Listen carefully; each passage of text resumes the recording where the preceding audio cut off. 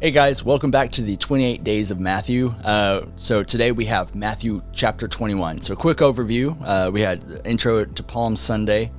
We got a little bit of an answer to what would Jesus do, and flipping tables is totally within the realm of possibility there. Jesus heals blind and deaf, and the children continue the praises from his entry during Palm Sunday. And then Yeshua gets hangry and kills a tree. And then Jesus volleys the challenges of the chief priests and elders right back at them. So what can we pull from this? First of all, it'd be easy to talk about Palm Sunday. It could also be very easy to talk about the parable of the Vineyard. But let's look at these somewhat seemingly disconnected stories within this chapter and see what we can find out from those.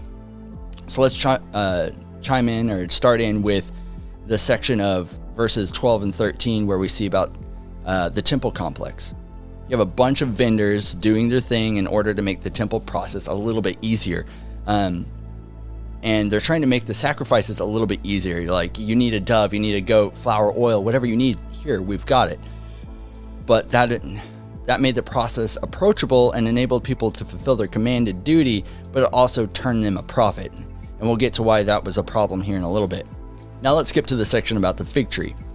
In verses 18 through 22, Jesus demonstrates what can happen to a tree that bears no fruit, but also informs us of what is possible if our faith is firm and we do not have any doubt.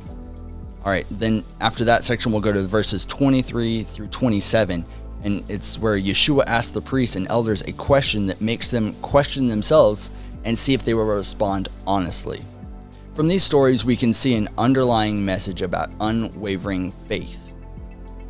Now, the temple became a den of thieves, as it was prophesied in scripture, because they stole from God what was really God's, what God really wanted. And it wasn't the items, it wasn't necessarily the sacrifices. What he wanted was to have believers that were doing something full intent, with making a decision and knowing exactly what they were doing and putting all of their energy into these sacrifices. Now, if you made the process easier, suddenly you get lukewarm believers that are just doing a half-hearted process.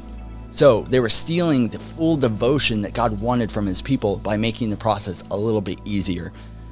Now, then with the fig tree, obviously we are told to not have unwavering faith, that not have any doubt when we ask for things in faith, that we'd be able to look at a fig tree and know that its purpose is not being served and be able to condemn it effectively, or to move a mountain. And then the answer, that when we answer, like he did with the chief elders and priests, is that when we answer, to answer honestly with what we actually think within ourselves and deal with the consequences. You saw the temple elders and priests saying that if we answer this way, then the people will question us. And if we answer this way, the people will riot. So they ended up not giving an answer at all and lying about it, because they were so unfirm about what decision they had made and didn't want to risk keeping up appearances.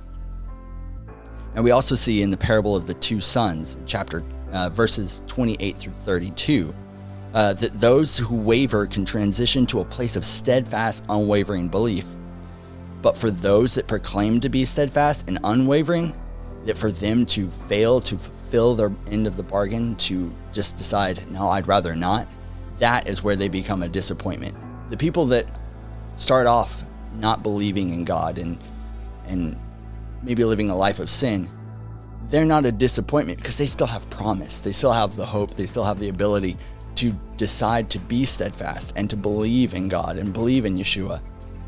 But us as people, if we decide that we're going to be super we're in it to win it, but then we fail on our end of the bargain because we just decide that we'd rather not, that's where the disappointment happens. That's that whole thing about like what we're seeing in the first part with the temple process, is he wants this fully devoted believers that we're in it. We know exactly what we're doing, why we're doing it. And so we're putting all of our heart into it, and we're not failing on our end of the bargain. When we ask for the Lord to do something, we know that he might ask of us in return, and we are committed. So it is better to be a tax collector or a prostitute that sees the Lord moving and gets saved than it is to be a self-righteous believer that asks to see signs but is blind to them. Often that's what was shown about the Pharisees and the temple elders. So let's make sure that our faith is strong, that we are doing everything for God fully, that we're not doing anything half-hearted or lukewarm, that we are fully committed, unwavering believers that know that he is God, that want to do anything that we can to approach him, to get a closer relationship with him, and that we have no doubt because our faith is so invested in him. Because he is the Lord, and he is able to do great things in us and through us. Have a great day.